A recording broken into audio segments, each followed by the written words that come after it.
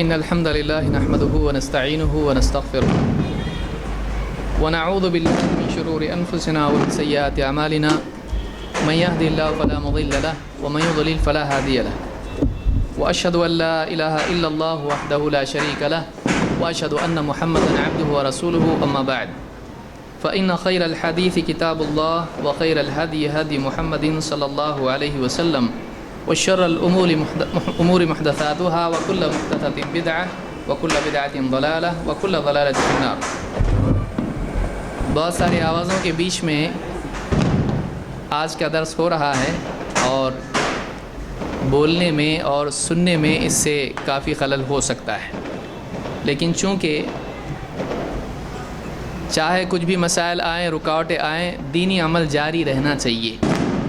اگر ہم اس بات کا انتظار کریں کہ سارا ماحول ہمارے لیے موافق ہو جائے پھر ہم دین کا کام کریں گے تو ایسا ہونے والا نہیں ہے۔ لہٰذا کچھ بھی رکاوٹ ہو، پریشانی ہو، مشکل کے باوجود عمل کرنا، واقعی اسی کو عمل کرنا کہتے ہیں۔ ایک آدمی گاڑی چلانا چاہتا ہے، اب یہ چاہے کہ ساری گاڑیاں بند ہو جائیں اور میں راستے پہ گاڑی چلاؤں، کوئی رکاوٹ نہ آئے، کوئی بیل اور بھینس اور گدھا بیچ میں نہیں آئے اور پھر میں اپنی گاڑی چلاؤں، تو ایسے آدمی کو کبھی گاڑی چلانے کا موقع ملنے والا نہیں ہے۔ لہٰذا واقعی عمل یہ ہے کہ ایک آدمی رکاوٹوں کے باوجود بھی عمل کرے۔ تو ویسے سننے کے اعتبار سے آج تھوڑی سی تکلیف ہوگی، لیکن کوشش کریں کہ ان دھماکوں کے بیچ میں ہم دھماکوں والا ہی موضوع لے رہے ہیں۔ اسلام اور امن کے سلسلے میں جو باتیں پچھلے دروس میں ہو رہی تھیں، اس کا سلسلہ منقطع ہو گیا تھا عید کی وجہ سے اور کچھ اور اسباب کی وجہ سے۔ آج سے یہ سلسلہ ہم دوبارہ جاری کر رہے ہیں اور پچھلے ہفتے میں ایک آیت پر آ کے ہم رک گئے تھے اور اسی سے اس سلسلے کو ہم آگے بڑھا رہے ہیں۔ میڈیا کے فروغ کی وجہ سے، اسلام کے خلاف بولنے والوں کے اس کی بھیڑ کے بڑھنے کی وجہ سے اور لوگوں کے اپنے اپنے فائدوں کی وجہ سے اسلام کے خلاف جو کوششیں آج دنیا میں ہو رہی ہیں، ان میں بہت بڑی بات دیکھنے میں آتی ہے کہ یہ مشہور کرنے کی کوشش کی جا رہی ہے، ہر ایک کے ذہن میں یہ بات ڈالنے کی کوشش کی جا رہی ہے کہ اسلام لوگوں کے خون کا پیاسا ہے، اسلام لوگوں کی جانوں کا دشمن ہے۔ اور یہ بات بولنے والے اتنے زیادہ ہیں اور اتنے بڑے پیمانے پر اس بات کو بولا جا رہا ہے کہ ایک عام آدمی جو اسلام کو نہیں جانتا ہے، ایسا آدمی اس بات کی لپیٹ میں آ جاتا ہے۔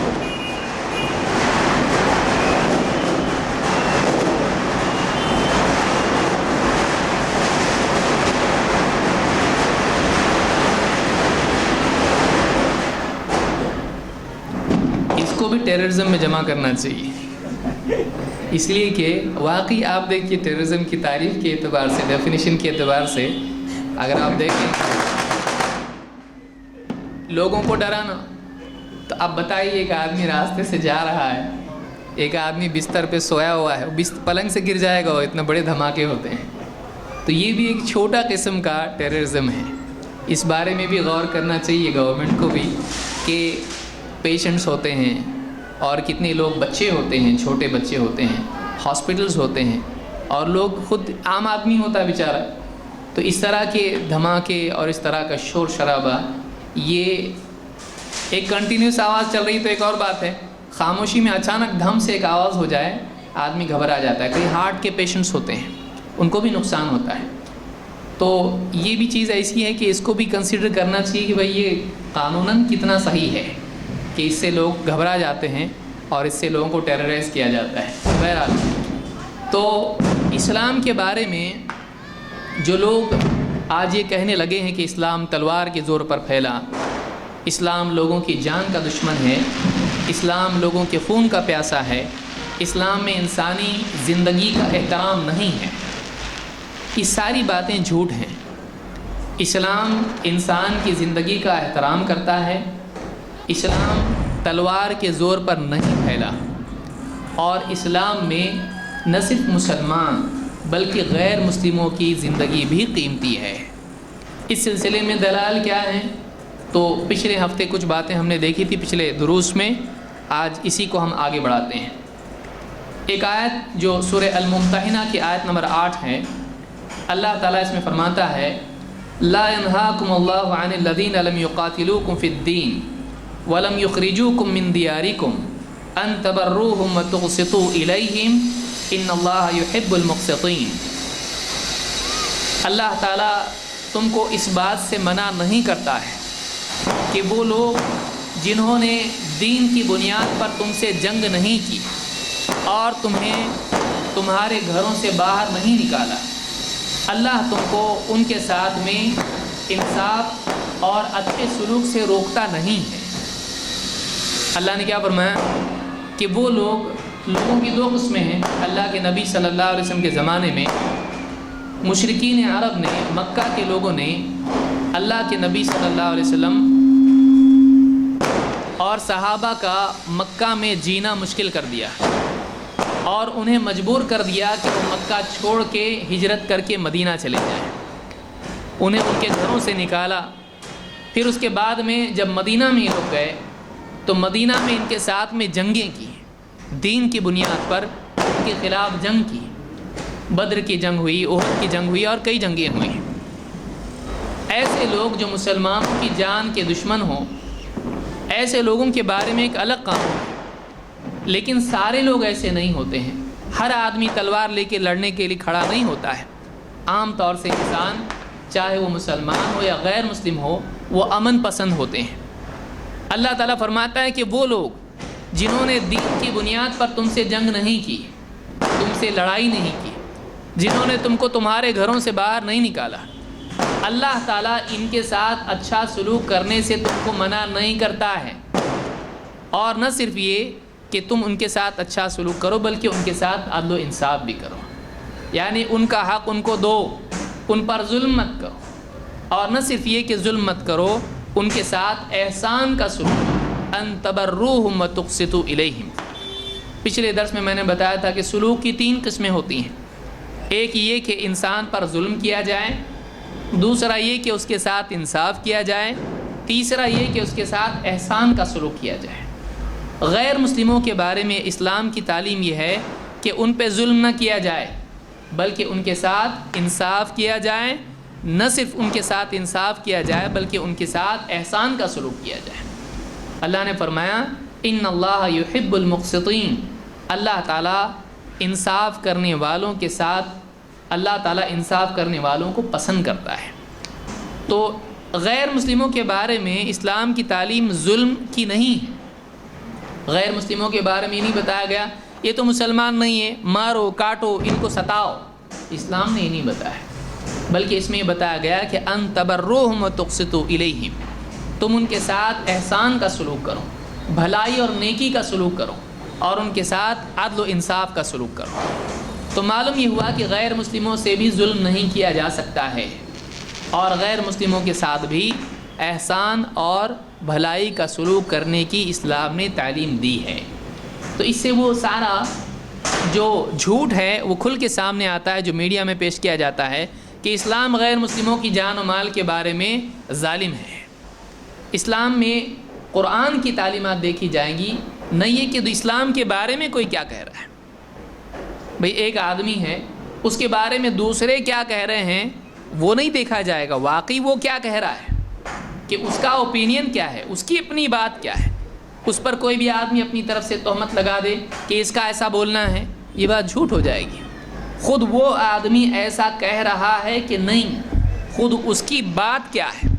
تو اسلام ایک دین ہے، اسلام کے بارے میں اگر کوئی آدمی کچھ کہتا ہے یہ نہیں دیکھا جائے گا، خود اسلام کیا کہہ رہا ہے یہ دیکھنا پڑے گا۔ تو قرآن اور حدیث میں تعلیمات کیا ہیں، یہ اسلام ہے۔ لوگ اسلام کے بارے میں کیا کہہ رہے ہیں وہ ان کا اپنا اوپینین ہے، وہ ان کی اپنی انڈرسٹینڈنگ ہے، ان کا اپنا پرسیپشن ہے، ان کا اپنا ذاتی رجحان ہے۔ ان کو کیا سمجھا اسلام یہ دلیل نہیں ہے، اسلام واقعی کیا ہے یہ دلیل ہے۔ کسی آدمی کو کیا دکھائی دے رہا ہے وہ حقیقت نہیں بدل سکتا ہے۔ کوئی آدمی لال چشمہ پہن لے اور کہے کہ لال کپڑے پہن کے آیا آپ، ایسا اچھا نہیں ہے۔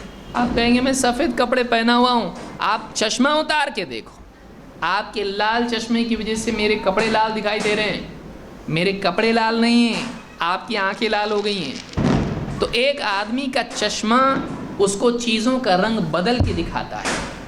اسی لیے اسلام کے بارے میں جو ٹیررزم کا چشمہ پہن کے دیکھتے ہیں، اسلام کی ساری باتیں اور مسلمان سب ٹیررسٹ دکھائی دینا شروع ہو جاتے ہیں۔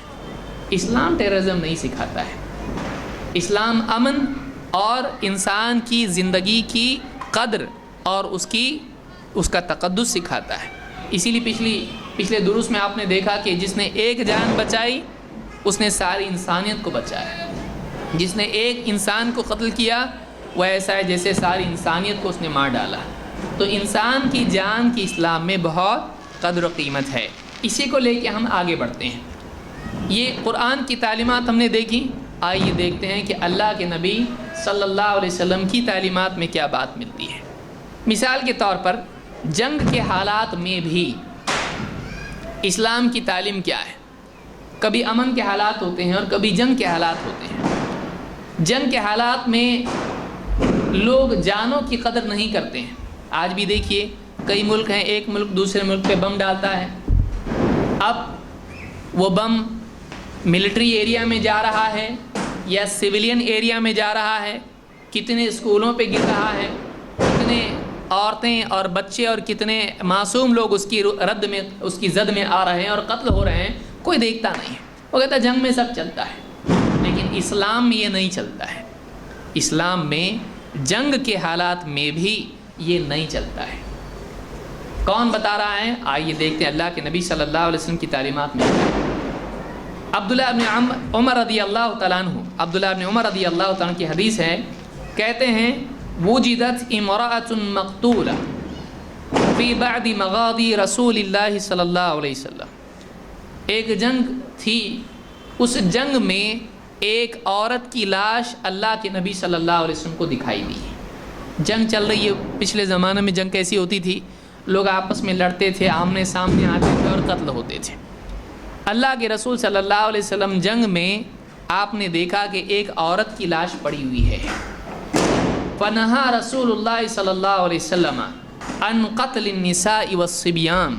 جب اللہ کے نبی صلی اللہ علیہ وسلم نے دیکھا کہ عورت کو کس نے قتل کیا ہے، تو آپ صلی اللہ علیہ وسلم نے عام اعلان کر دیا اور صحابہ کو اس بات سے منع کر دیا کہ عورتوں کو اور بچوں کو قتل نہیں کیا جائے گا۔ جنگ میں دشمن ہیں، عورت کیا، بچے کیا، مرد کیا، بوڑھے کیا، جوان کیا، سب کو قتل کیا جاتا ہے۔ کیوں؟ دشمن قوم کا آدمی ہے۔ لیکن اسلام میں اس بات کو بھی سکھایا گیا ہے کہ چاہے جنگ کے حالات ہوں، لیکن ان حالات میں بھی دشمن قوم کے سارے لوگوں کو مارنا نہیں ہے۔ جو جنگ کے لیے آیا ہے، جو لڑنے کے لیے آیا ہے، اس کو قتل کرنا ایک جنگ کے حالات کی بات ہے۔ ہر فوج یہ بات جانتی ہے۔ فوج دوسروں سے کیا گلے ملنے جاتی ہے؟ دوسروں کو قتل کرتی ہے، ان کو شوٹ کرتی ہے، بم ڈالتی ہے۔ لیکن جنگ کے حالات میں بھی اسلام میں اس بات کی تعلیم دی گئی ہے کہ عورتوں کو اور بچوں کو قتل نہیں کیا جائے گا۔ اگر کافر غیر مسلم انسان کی جان کی کوئی قیمت نہیں ہوتی تو اللہ کے نبی صلی اللہ علیہ وسلم بتاتے کہ چاہے وہ عورت ہو، چاہے وہ مرد ہو، چاہے وہ جوان ہو، چاہے بوڑھا ہو، چاہے لڑنے والا ہو یا نہیں لڑنے والا ہو، کافر ہوتا ہے، وہ برا ہوتا ہے، اس کو مار ڈالو۔ کیا یہ بات نہیں ہوتی؟ اگر واقعی غیر مسلم، اسلام غیر مسلموں کا دشمن ہے، اسلام صرف مسلمانوں کی جان کی قدر کرتا ہے اور غیر مسلموں کی جان کی اسلام میں کوئی قدر اگر نہیں ہے، تو جنگ کے حالات میں عورتوں اور بچوں کو قتل نہ کیا جائے کا حکم کیا معنی رکھتا ہے؟ جبکہ وہ عورتیں مسلمان ہیں نہیں، وہ بچے مسلمان ہیں نہیں۔ اللہ کے نبی صلی اللہ علیہ وسلم کہتے ہیں یہ عورتیں ہیں، اگر ان سے بچے پیدا ہوں گے تو کافر ہی پیدا ہوں گے، یہ عورتیں بچوں کی تربیت کریں گی تو کافر ہی بنائیں گی، یہ بچے ہیں کافر ہی ہیں، اگر بڑے ہوں گے تو مسلمانوں کے دشمن ہی ہوں گے، مار ڈالو ان کو۔ کیا اسلام میں سکھایا گیا ہے؟ نہیں۔ کیوں؟ عورتیں لڑتی نہیں ہیں، بچے لڑتے نہیں ہیں، اور اسلام کی تعلیمات میں یہ بات ہے کہ جو جنگ کے لیے آیا ہے اسی کو قتل کیا جائے گا۔ جو جنگ کر رہا ہے، جو لڑ رہا ہے، اسی سے جنگ ہے۔ جو لوگ لڑ نہیں رہے ہیں، عورتیں، بچے، ان کا کیا قصور ہے؟ ان کو قتل نہیں کیا جائے گا، ان سے کوئی جنگ نہیں ہے۔ لہٰذا اللہ کے نبی صلی اللہ علیہ وسلم نے اس حدیث میں، جس کو بخاری مسلم دونوں نے روایت کیا ہے، آپ نے عورتوں کے اور بچوں کے قتل کرنے سے منع کر دیا کہ جنگ میں بھی عورتوں کو اور بچوں کو قتل نہیں کیا جائے گا۔ آئیے اور آگے بڑھتے ہیں۔ اسلامی اعتبار سے اسلامی حکومت میں جو لوگ غیر مسلم رہتے ہیں ان کو ذمی کہا جاتا ہے۔ ذمی کون ہوتا ہے؟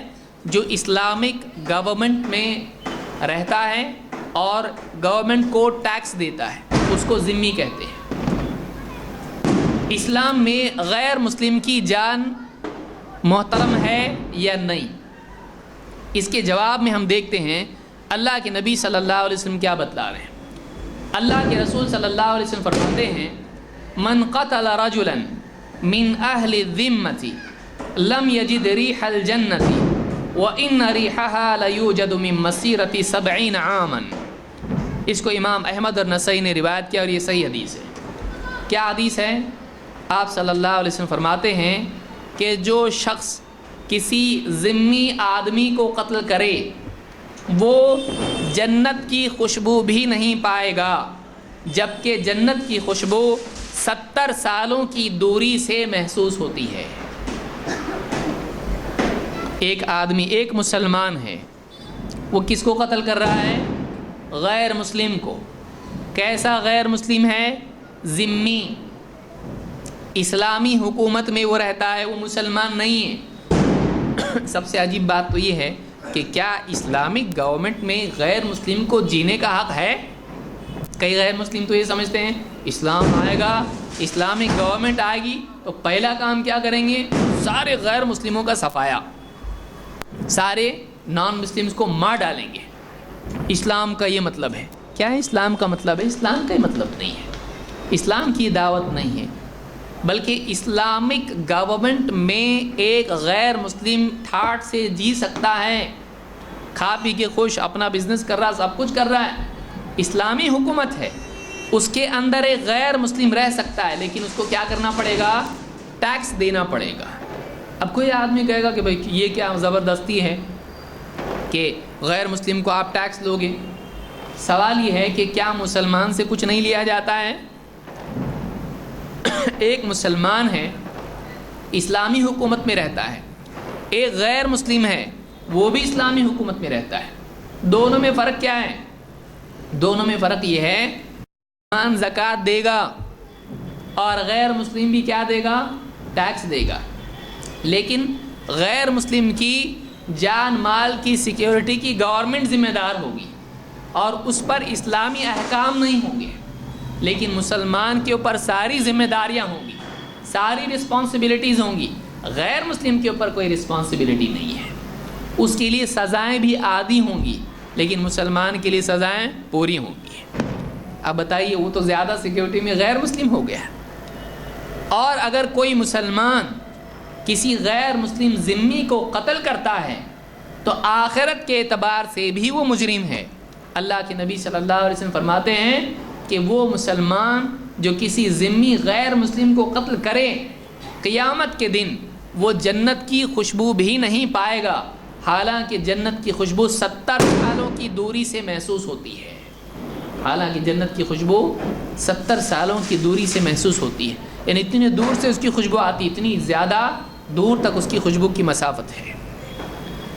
تو یہاں یہ بات سمجھ میں آ رہی ہے کہ ایک مسلمان غیر مسلم ذمی کو قتل کر کے اللہ کا مجرم بنتا ہے۔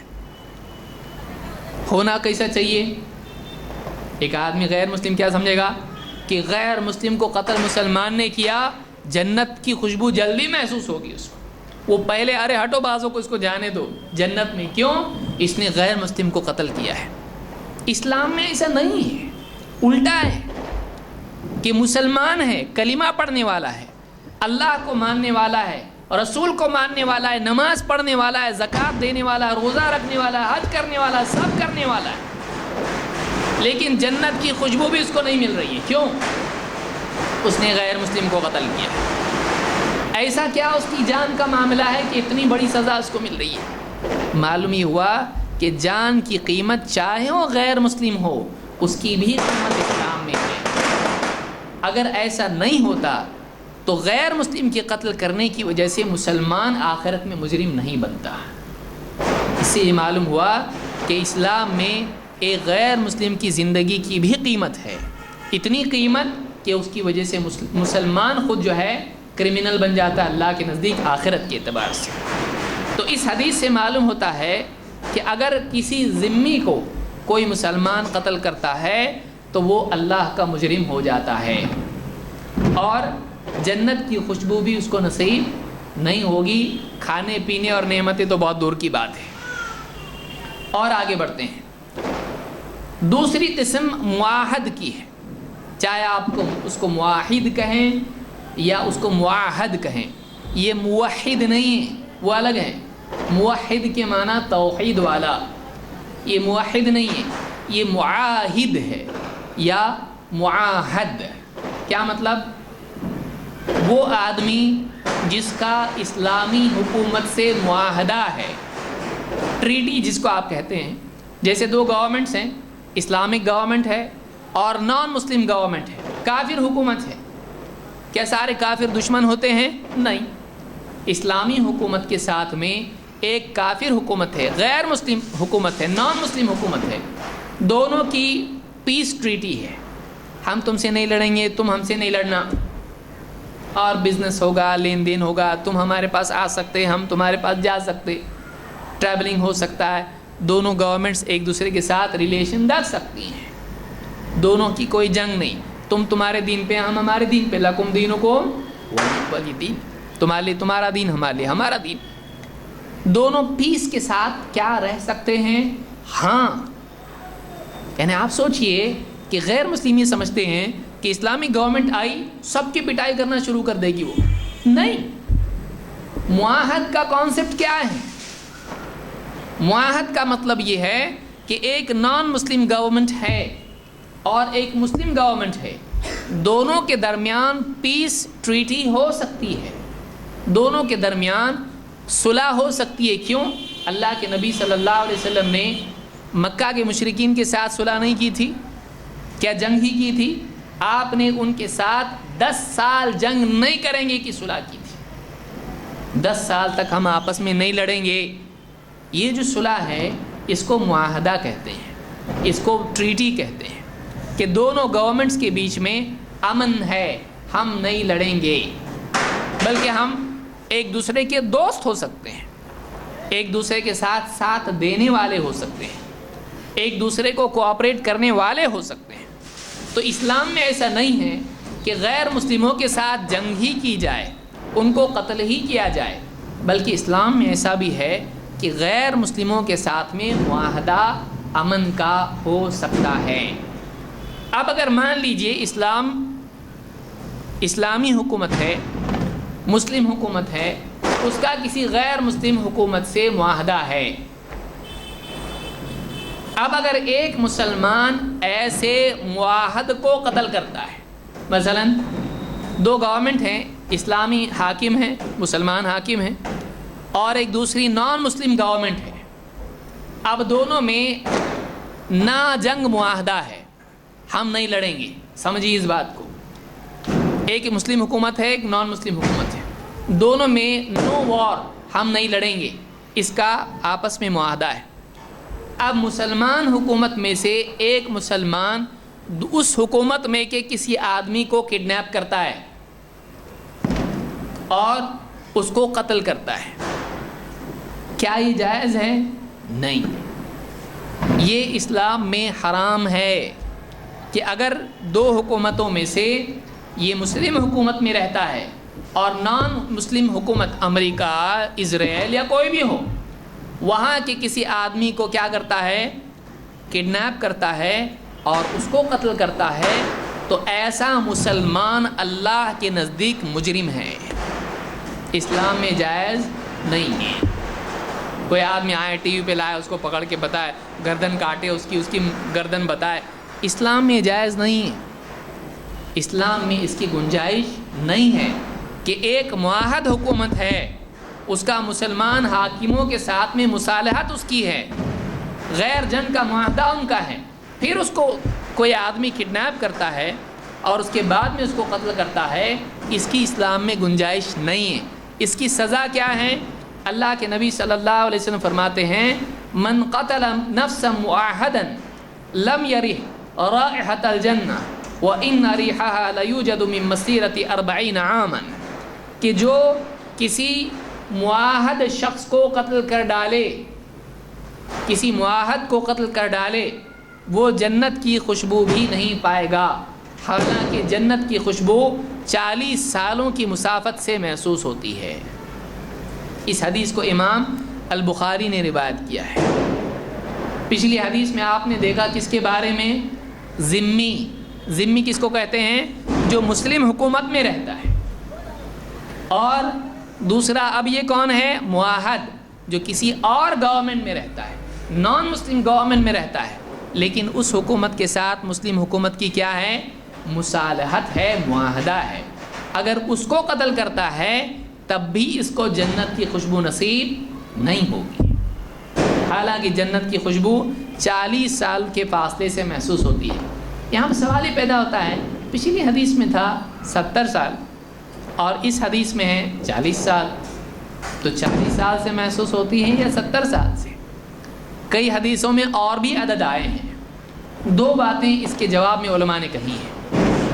ایک بات تو یہ کہ یہ جو عدد آئے ہیں یہ تکثر کے لیے ہیں، یہ کثرت کے لیے ہے۔ جیسے آدمی بولتا ہے 100 بار اس کو بولا سنتا ہی نہیں، کبھی بولتا ہے 50 بار اس کو بتایا مانتا ہی نہیں، کبھی بولتا ہے 40-70 سال سے 70 بار بتایا اس کو میں نے۔ تو عربی زبان میں 40، 100، 70، 60 یہ جو عدد ہوتا ہے، جیسے ہماری اپنی زبان میں بھی ہوتا ہے، عربی زبان میں بھی یہ بہت زیادہ کے لیے استعمال ہوتا ہے۔ جیسے آدمی بولتا ہے تیرے جیسے 56 لوگ دیکھے میں نے، تو 56 گنتا ہے آدمی؟ نہیں، اس کا مطلب کیا ہوتا ہے؟ کئی دیکھے میں نے۔ بولے 50 دن میں 50 کسٹمر آتے میرے پاس، تو 50 گنتا ہے؟ نہیں، 100، 50، 40، 56 اس طرح کا جو عدد ہر زبان میں ایک عدد استعمال ہوتا ہے جو کئی کے لیے استعمال ہوتا ہے۔ تو بعض علماء کہتے ہیں کہ یہاں پر 40 اور 70 کا جو عدد آیا ہے مقصود وہ عدد نہیں ہے، بلکہ یہاں مقصد کیا ہے؟ کئی سال کی دوری سے محسوس ہوتی ہے، لیکن پھر بھی اس کو خوشبو نصیب ہوگی نہیں۔ ایک معنی علماء نے یہ بیان کیا ہے۔ دوسرے معنی علماء نے کیا بیان کیے ہیں؟ ابن حجر نے فتح الباری میں کہا یہ جو الگ الگ عدد آئے ہیں یہ لوگوں کی دینداری کے اعتبار سے ہیں، کیونکہ جنت کی خوشبو حشر کے میدان میں محسوس ہونا لوگوں کی دینداری کے اعتبار سے ہوگا۔ کسی کو 40 سال کے فاصلے سے محسوس ہوگی، کسی کو 70 سال کے ہی فاصلے سے محسوس ہوگی، کسی کو 500 سال کے فاصلے سے محسوس ہوگی۔ جو جتنا دیندار ہوگا اس کو اتنی دوری سے جنت کی خوشبو محسوس ہوگی، جو جتنا زیادہ دیندار ہوگا اس کو اتنی دوری سے جنت کی خوشبو محسوس ہوگی۔ تو یہاں پر ان حدیثوں میں یہ مراد ابن حجر نے کہا کہ یہ بھی مراد ہو سکتا ہے کہ الگ الگ لوگوں کو الگ الگ فاصلے سے جنت کی خوشبو محسوس ہوگی۔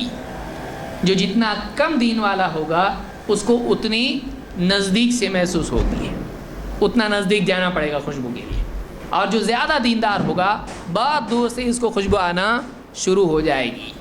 تو اس حدیث میں ان دو حدیثوں میں ہم نے دیکھا کہ معاہد اور ذمی غیر مسلم ہے۔ ایک مسلمان نماز روزے کا پابند توحید والا دیندار اگر غیر مسلم کا قتل کرتا ہے، معاہد اور ذمی کا جنت کی خوشبو بھی اس کو نہیں ملے گی۔ یہ اتنی بڑی سزا ہے کہ سوچنے کی چیز ہے کہ کیا ہے اس کی زندگی میں ایسا، غیر مسلم کی جان اتنی کیا ہے جس کی وجہ سے ایک دیندار نمازی روزے دار اور توحید والے کو بھی جنت سے محروم کیا جا رہا ہے۔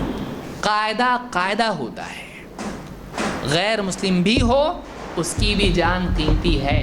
اگر اسلام میں اس کی جان قیمتی نہیں ہوتی تو اس کو جنت میں ریوارڈ ملتا ہے، اور یہ اس کو جانے دو، پہلے اس نے غیر مسلم کو مار ڈالا، زمین کو پاک صاف کیا، کفر اور شرک والے کو مار ڈالا، اس کو جنت میں پہلے جانے دو. ایسا ہوتا کہ نہیں ہوتا ہے؟ لیکن ایسا نہیں ہے. اس کے کفر کے باوجود، اس کے شرک کے باوجود اس نے معاہدہ کیا ہے، وہ ذمہ ہے، اس نے مسلمانوں کے ساتھ صلح کی ہے. اب اس کی جان نہیں قتل کی جا سکتی ہے، وہ جنگ کرنے والوں میں سے نہیں ہے، اس کی زندگی قیمتی ہے، اس کو مارا جا سکتا ہے نہیں. تو یہ حدیث ہم کو بہت اہم بات بتاتی ہے. اور آگے آئیے، نہ صرف یہ کہ غیر مسلم کی جان قیمتی ہے، بلکہ ایک غیر مسلم مسلمانوں کے ہاں اگر وہ پناہ لیتا ہے، مسلمانوں پر واجب ہے کہ اس کو پناہ دیں. یہ ہوا پہلا پارٹ.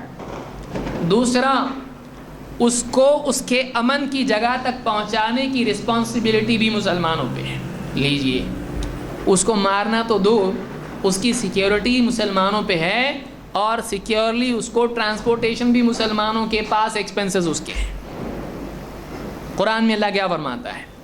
سورہ التوبہ آیت نمبر 6 میں اللہ تعالیٰ فرماتا ہے وَإِنْ أَحَدٌ مِّنَ الْمُشْرِكِينَ اسْتَجَارَكَ فَأَجِرْهُ حَتَّى يَسْمَعَ كَلَامَ اللَّهِ ثُمَّ أَبْلِغْهُ مَأْمَنَهُ ذَلِكَ بِأَنَّهُمْ قَوْمٌ لَا يَعْلَمُونَ. اگر مشرکین میں سے کوئی تمہارے پاس پناہ کے لیے آ جائے، کس کے پاس؟ مسلمانوں کے پاس. کون آئے؟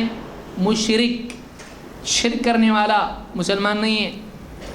اگر مسلمانوں سے پناہ مانگے فَأَجِرْهُ، تو تم اس کو پناہ دو، حَتَّى يَسْمَعَ كَلَامَ اللَّهِ، یہاں تک کہ وہ تمہاری پناہ میں رہے اور اللہ کا پیغام قرآن سنیں. ثُمَّ أَبْلِغْهُ مَأْمَنَهُ، پھر تم خود اس کو اس کی سیکیورٹی کی جگہ، امن کی جگہ پہنچاؤ. کیوں؟ ذَلِكَ بِأَنَّهُمْ قَوْمٌ لَا يَعْلَمُونَ، ایسا اس لیے کہ یہ ایسے لوگ ہیں جن کو نالج نہیں ہے، ان کو علم نہیں ہے. یہ تمہارے خلاف کیوں لڑ رہے ہیں؟ یہ تم کو غلط سمجھ کے لڑ رہے ہیں، یہ تم کو برا سمجھ کے لڑ رہے ہیں، یہ اسلام کو خراب سمجھ کے تم سے لڑ رہے ہیں. تو تم کیا کرو؟ ان کو پناہ دو، مارو مت، ان کو پناہ دو، اپنے پاس پناہ دو، اور ان کو قرآن سناؤ، ان کو بتاؤ اسلام یہ ہے. تم ہمارے دشمن بنے ہوئے نا، تم ہمارے دشمن بنے ہوئے، ہم کو غلط سمجھ رہے ہو. ہم ایسے نہیں ہیں، بلکہ ہمارا قرآن ایسا اور ایسا سکھاتا ہے. وہ تمہارا دشمن کیوں ہے؟ قرآن سنا نہیں اس نے، اسلام معلوم نہیں اس کو، ادھر ادھر سے اس نے الٹی سیدھی باتیں سن لیا، میڈیا میں سے کچھ جو ہے غلط باتیں اس نے اٹھا لیا اور اسلام کا دشمن بن گیا، مسلمانوں کا دشمن بن گیا. اب وہ تمہارے پاس آیا ہے، تمہاری پناہ میں آیا ہے، اس کو پناہ دو. یہ اچھا موقع ہے اس کو اسلام سنانے اور سمجھانے کا، اس کو اللہ کا پیغام قرآن سنانے کا، اس کو سچ جھوٹ بتانے کا. حَتَّى يَسْمَعَ كَلَامَ اللَّهِ، یہاں تک کہ وہ اللہ کا کلام سنے.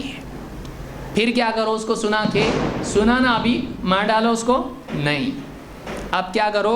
سنا تو نے قرآن، ہاں، کہاں رہتا تو؟ وہاں رہتا، ٹھیک ہے، اپنی گاڑی میں بٹھا کے سیکیورٹی کے ساتھ میں اس کو اس کے گھر تک یا اس کے امن کی جگہ تک تم خود لے جا کے پہنچاؤ، تم خود لے جا کر پہنچا دو. تو اپنے پاس اس کو امن دو، اور اس کو اپنے پاس سیکیورٹی دو، اپنے پاس اس کو پناہ دو، اس کو تم اس کی امن کی جگہ لے جا کے پہنچاؤ. اور بیچ میں جب تمہارے پاس اسٹے میں وہ ہو تو اس وقت میں تم کیا کرو؟ تم اس کو اللہ کا دین پہنچاؤ، اللہ کا دین پہنچاؤ، یعنی اس کو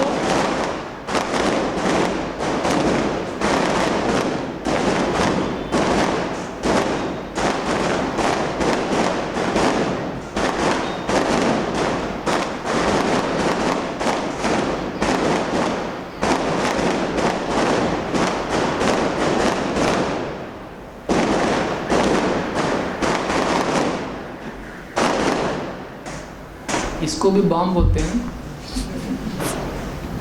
بام بولتے ہیں, آدمی ایک دم کان کھڑے ہو جاتے ہیں. اور آدمی اس کو جا کے پٹاخے کی دکان میں کیا ہوتا ہے, وہ بم والا دو, بڑا بم دو. تو یہ کیا ہے, مطلب یہ بھی سوچنے کی چل رہا ہے فرمایا. بہرحال تو غیر مسلم کو اپنے ہاں امان دو, پناہ دو, اس کو قرآن سناؤ اور اس کو اس کے امن کی جگہ پہنچا دو. بتائیے غیر مسلم کا سیکیورٹی دینے والا اور اس کو اس کے مقام تک امن کے ساتھ, حفاظت کے ساتھ پہنچانے والا کس کو بنایا گیا؟ کس پہ ذمہ داری ڈالی گئی؟ قرآن مسلمان پہ ذمہ داری ڈالی گئی کہ مسلمان کا کام ہے غیر مسلم کو سیکیورٹی اپنے پاس دینا اور اس کے گھر تک اس کو لے جا کے چھوڑنا. بتائیے وہ اسلام جو یہ سکھا رہا ہے, اس کو انسان کی جان کا دشمن قرار دینا, انسانیت کے لیے اس کو بگاڑ والا اور فساد والا اور انسانیت کا دشمن قرار دینا کتنا بڑا ظلم ہے, کتنا بڑا جھوٹ ہے. یہ اسلام ہے, یہ قرآن ہے, یہ اسلام کی تعلیم ہے کہ مسلمانوں کے اوپر ذمہ داری ہے کہ غیر مسلموں کی جان کی سیکیورٹی کا خیال رکھیں. اگر وہ پناہ مانگیں, پناہ ان کو دیں اور ان کی حفاظت کی جگہ ان کو پہنچا دیں. تو یہ سورہ التوبہ کی آیت ہے, اس میں بات اللہ تعالیٰ نے بیان کی ہے. میں سمجھتا ہوں آج کے لیے اتنا ہی کافی ہے, کیونکہ سارے دھماکوں میں ہم لوگ امن کی باتیں کر رہے ہیں تو سننے بعض اوقات نہیں آتا ہے اور ڈسٹربنس بھی اس میں کافی ہوتا ہے. اس کا اگلا حصہ جو ہمارا, یہ پہلا حصہ ہمارا ہو گیا کہ اسلام دین امن ہے یا نہیں, شانتی والا ہے یا پھر جانوں کا دشمن ہے. یہ ساری باتیں ہم نے اس میں دیکھی. آخری آیت سے تو یہ معلوم پڑ رہا ہے کہ مسلمان پر غیر مسلم کی سیکیورٹی کی ذمہ داری ہے. تو الٹا ہو گیا, ابھی اس کی سیکیورٹی کی ذمہ داری کس پہ آ گیا؟ اب مسلمان کے اوپر, اور اس کو امن کے ساتھ پہنچاؤ, یہ مسلمان پہ ذمہ داری ہے. تو یہ بالکل لوگوں کی سمجھ کے بالکل بالعکس بات سامنے آئی قرآن سے. ہاں, جو لوگ جنگ کرتے ہیں مسلمانوں سے, مسلمان ان سے جنگ کریں گے, مسلمان حاکم پر ہے, یا تو وہ مصالحت کریں یا جنگ کریں. یہ گورنمنٹ کی ذمہ داری ہوتی ہے کہ جنگ یا پیس طے کریں. اگر دشمن قوم ہے, لڑنے ہی کے لیے تیار ہے, تو آج بھی جتنی بھی گورنمنٹس ہوتی ہیں سارے آپشن جب فیل ہو جاتے ہیں تو پھر جنگ کرنی پڑتی ہے.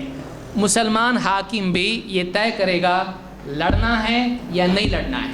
اگر جنگ ہے تو پھر آپ نے پچھلی حدیثوں میں سنا فَإِنَّ الْجَنَّةَ تَحْتَ ظِلَالِ السُّيُوفِ کہ جنت تلواروں کے سائے میں ہے. تو پھر وہاں جنگ جب آتی ہے تو جنگ ہوتی ہے. وہاں اسلام بہادری سکھاتا ہے, بزدلی نہیں. لیکن عام حالات کے بارے میں یہ ساری آیتیں اور حدیثیں آپ نے سنی, عام حالات کے بارے میں باتیں ہم کو سکھائی گئی ہیں. اگلے درس میں ہم دیکھیں گے کہ سماج میں امن قائم کرنے کے لیے, چاہے وہ کمیونل اعتبار سے ہو, چاہے وہ کرائم کے اعتبار سے ہو, سماج میں امن قائم کرنے کے لیے کیا کرنا چاہیے اور کس کس کی کیا کیا رسپانسبلٹیز ہیں. گورنمنٹ کی کیا رسپانسبلٹی ہے, یا عام انسان کی کیا رسپانسبلٹیز ہے, یا دیندار طبقہ ٹیچرز کی یا پریچرز کی, ان کی کیا ذمہ داری ہے. انشاءاللہ اس کو ہم میڈیا کی کیا ذمہ داری ہے, اگلے درس میں ہم یہ دیکھیں گے کہ سماج میں امن قائم کرنے کے لیے, امن کو باقی رکھنے کے لیے کس کس کی کیا کیا ذمہ داریاں ہیں. یہ انشاءاللہ ہم اگلے درس میں اس کو دیکھیں گے. کچھ سوالات اس سلسلے میں ہیں, یہاں بھی سوالات تھے کہ نفس کے خلاف جہاد سب سے افضل ہے, ظالم بادشاہ کے سامنے حق بات کرنا سب سے افضل جہاد ہے, قرآن کی دلیل سے باطل کی تردید بھی بڑا جہاد ہے. یہ سب صحیح حدیثیں ہیں, تو حقیقت میں سب سے افضل جہاد کون سا ہے؟ یہ بھی افضل, وہ بھی افضل, وہ بھی افضل, تو پھر اصل افضل کون سا؟ اصل افضل دیکھیے ہر چیز کا ایک کانٹیکسٹ ہوتا ہے. عام حالات چل رہے ہیں, کوئی جنگ نہیں ہے, ان حالات میں دعوت سب سے افضل جہاد ہے, اس لیے کہ یہ سارے نبیوں کا جہاد ہے کہ حق کو لوگوں کے سامنے پیش کیا جائے. لیکن انڈیویجول لیول پہ دیکھا جائے, ذاتی لحاظ پہ, اکیلا آدمی گھر میں بیٹھا ہے, کام کاج کرتا ہے, کھاتا پیتا ہے, بزنس کرتا ہے, بھی بچے ہیں, ایسے اعتبار سے دیکھا جائے تو 24 گھنٹے کے اعتبار سے دیکھا جائے تو نفس سے جہاد سب سے افضل ہے، اس لیے کہ ہمیشہ نفس گناہ کی تلقین کرتا ہے اور اس سے لڑ کر آدمی کو سیدھے راستے پر چلنا پڑتا ہے۔ پھر ایک آدمی کا ریلیشن بادشاہ کے ساتھ میں ہے، اس سے مل سکتا ہے، اس کے سامنے بات پیش کر سکتا ہے۔ اب بادشاہ کے سامنے وہ بیٹھا ہوا ہے، اس کے ساتھ بات چیت اس کی ہو رہی ہے اور غلط اور صحیح کا معاملہ پیش آتا ہے، اب اس پر ذمہ داری ہے کہ وہ حق بات پیش کرے۔ تو ایسے وقت میں یہ نہیں کہ آدمی دعوت قرآن کی دینے کے لیے کہیں اور چلا جائے، ایسے وقت میں اس بادشاہ کے سامنے حق بات بولنا یہ سب سے افضل جہاد ہے۔ تو سچویشن کے اعتبار سے جہاد افضل کون سا ہے، اس کی اہمیت بدل جاتی ہے۔ جس سچویشن میں جو چیز مطالبہ اس سے ہے وہ اس کو کرنا پڑے گا۔ سوال ہے کہ کیا یہ بات صرف بنی اسرائیل پر تھی یا سب پر ہے کہ ایک بے گناہ کا قتل ساری انسانیت کے قتل کے برابر ہے؟ یہ سب کے لیے ہے، خالی بنی اسرائیل کے لیے نہیں۔ اسی لیے قرآن نے اس میسج کو ریپیٹ کیا، قرآن میں بھی اللہ نے قرآن میں اس کو ریپیٹ کیا۔ اس لیے قرآن میں جب یہ بات آ گئی تو یہ قیامت تک کے لیے ہے کہ ایک جان کا بچانا ساری انسانیت کو بچانے کے جیسا ہے، اور ایک جان کا قتل کرنا ساری انسانیت کو قتل کرنے کی طرح ہے۔ تو یہ صرف بنی اسرائیل کے لیے نہیں بلکہ سب کے لیے ہے۔ ایک حدیث ہے کہ اگر نیکی کی نیت کی اور عمل نہیں کیا تو بھی اجر ملے گا، اور برائی کی نیت کی اور عمل نہیں تو گناہ نہیں۔ تو دل کا زنا گناہ ہے یا نہیں؟ آدمی کا دل بھی زنا کرتا ہے، تو جب دل میں ارادہ کیا اور گناہ نہیں کیا آدمی نے تو وہ گناہ نہیں ہے، ایسا حدیث میں آیا، بلکہ نیکی ملے گی۔ تو پھر دل میں جب زنا کا آدمی گندی باتیں سوچے اور غلط باتیں سوچے، یہ دل کا زنا ہے کہ نہیں ہے؟ بلا شبہ دل کا زنا ہے۔ اگر آدمی توبہ کرتا ہے اور دل سے جو غلط نیت اور ارادے اس نے کیے ہیں ان سے توبہ کرتا ہے تو نیکی ملے گی، لیکن اگر اس سے توبہ نہیں کرتا ہے تو وہ گناہ لکھا جائے گا۔ تو جو نیکی لکھی جاتی ہے وہ گناہ کا ارادہ کر کے اس کو چھوڑنے پر لکھی جاتی ہے، لیکن گناہ کا ارادہ کرے اور اس کے توبہ نہ کرے اور اس سے دل میں انکار نہ کرے تو ایسے آدمی کا گناہ دل کا بھی عمل لکھا جاتا ہے، وہ دل کا بھی گناہ ہوتا ہے۔ سوال ہے کہ صلاۃ الحاجت ہوتی ہے یا نہیں ہے، تو اس کا طریقہ کیا ہے؟ صلاۃ الحاجت نام کی کوئی نماز نہیں ہے۔ ہاں اگر کوئی آدمی پریشان ہے تو پریشانی کے حالات میں نماز کی طرف متوجہ ہونا سنت ہے، لیکن صلاۃ الحاجت نام کی کوئی نماز نہیں۔ سوال ہے کہ لوگوں نے سوال کیا کہ اگر گزرے ہوئے انسان کو مرحوم نہیں بول سکتے تو پھر کیا بولنا چاہیے؟ کوئی آتھینٹک ورڈ بتائیں۔ دیکھیے جس انسان کی موت ہو گئی ہے اس کو کیا کہیں؟ اس کو میت کہیں یا فوت شدہ کہیں یا فلاں صاحب جن کا انتقال ہو گیا کہیں، اس کے لیے مرحوم کہنے کی کوئی دلیل نہیں ہے۔ یہ اپنی طرف سے مرحوم کے معنی کیا ہے؟ جس پر رحم کیا گیا ہو۔ تو آپ کو کیا معلوم اس پہ رحم ہوا یا عذاب ہوا؟ آپ کو نہیں معلوم۔ وہ اللہ کے نزدیک رحمت مغفرت کا حقدار ہے یا عذاب کا، تو ہم اپنی طرف سے کسی کے بارے میں نہیں بول سکتے ہیں۔ بعض علماء نے کہا ہے کہ مرحوم اس اعتبار سے کہ میرا گمان ہے اللہ تعالیٰ نے اس کو معاف کیا ہوگا، اس اعتبار سے کہہ سکتا ہے۔ تو ٹھیک ہے، گنجائش نکلتی ہے، لیکن پرہیز کرنا چاہیے، پرہیز کرنا چاہیے۔ متوفا اس کو وغیرہ کچھ اس طرح سے کہہ سکتے ہیں۔ سوال ہے کہ نماز میں کپڑے لپیٹنا یا سمیٹنا کیا صرف نماز کی حد تک خاص ہے یا عام حالات کے لیے ہے؟ عام حالات کے لیے بھی کپڑے کے موڑنے کی ممانعت ہے۔ کسی نے کہا کہ کپڑوں کے موڑنے کی تخصیص صرف سجدے کی حد تک ہے، نہیں، بلکہ کپڑوں کو سمیٹنا جو منع ہے یہ نماز میں منع ہے اور نماز کے علاوہ منع نہیں۔ جیسے آستین وغیرہ موڑنا یہ نماز میں منع ہے۔